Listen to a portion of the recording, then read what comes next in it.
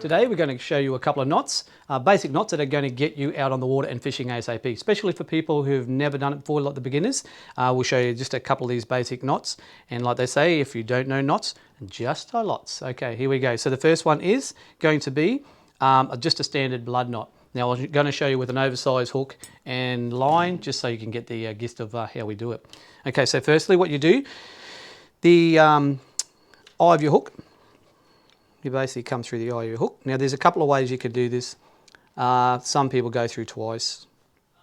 I just like going through once, but so you go through twice, come around the main line, 1, 2, 3, 4, 5 turns, back through your loop.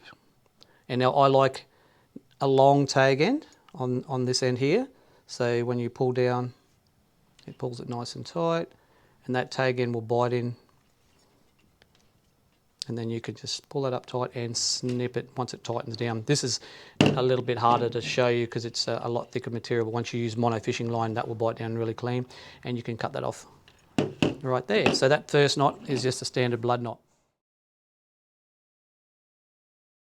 So the next knot we're going to do is a uni knot, another great little knot. So it's a simple knot too. You just go straight through the eye of the hook, like so.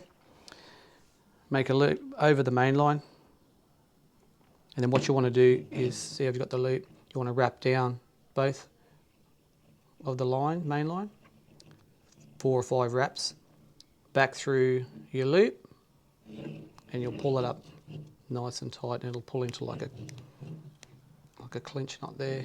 Then all you do is slide that down. Now that's one of the toughest and worthy knots I know. So you can trim that up there, and that's a basic uni knot. So I hope those 2 knots have helped you out and hopefully get you on the water catching fish soon. So until next time, we'll see you then.